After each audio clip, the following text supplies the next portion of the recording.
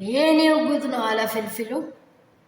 ጉድ ሳይሰማ መስከረም አይጠፋም አሉ። አብርሽ ቆረጣ፣ አብርሽ ወሰና። የምር በጣም ከባድ ነው፣ ከባድ ነው። እያዩ ምን ያደረጉት እያዩ ያባረሩት እያዩ ይወረውራል የሚባል አባባል አለ። እያየች ታይ ስትባል ተመለሽ ስትባል እንዲህ አይል በአደባባይ ሴት ልጅ አትዋረድም ነበር። ከባድ ነው፣ በጣም ከባድ ነው የምር። እኔ እንደ እሷ ቦታ ሲሆን ከባድ ነው፣ እልል ሊያስብል ይችላል። ይቺ ልጅ ግን መጀመሪያ ብትቋጨው እንደዚህ አትዋረድ። የምር ነው ምላችሁ የኔ ውዶች። አብርሽ ዛሬ በቀኝ ብሏታል። በቃ ሄርሜላ በቀኝ። ይሄ ነገር እግዚአብሔር አምላክ የዘላለም ያርገው፣ በቃ የመጨረሻ ያርገው።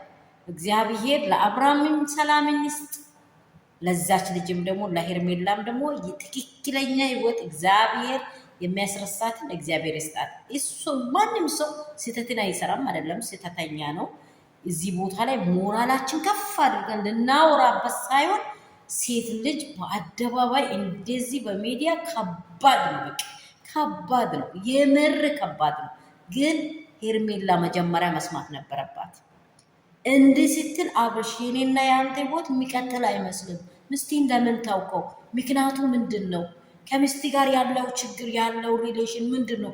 አንዳንድ መልካም ሴት እኮ ላስታርቅ ይፈልጋሉ። ምንድን ነው ችግራችሁ ብትል ኖሮ ዛሬ ሄርሜላ በአደባባይ አትዋረድም። ሩታ ያለቀሰችውን እንባ በሜዳ እንድስቅ ያደረገው ጓዳ ላይ ያለቀሰችውን እንባ። እንግዲህ ሰላም ሰላም ቤተሰብ እንዴት ናችሁ? ሁሉ ሰላም፣ ሁሉ መልካም። የተደራረበና የተደራረበ ድንጋጤዎች እየሆኑ ነው፣ የተደራረበ ደስታዎች እየሆኑ ነው። ብቻ ሰላማችሁ ብዝዝት ትርፍርፍ ይበልልኝ። ያላችሁበት ስፍራ ሁሉ መልካምና ደግ ደጉን ተመኘሁላችሁ። እግዚአብሔር አምላክ ያላችሁበት ስፍራ ይጠብቃችሁ፣ ከክፉ ነገር እግዚአብሔር ይጠብቀን፣ ይጠብቀልን ሁላችንን።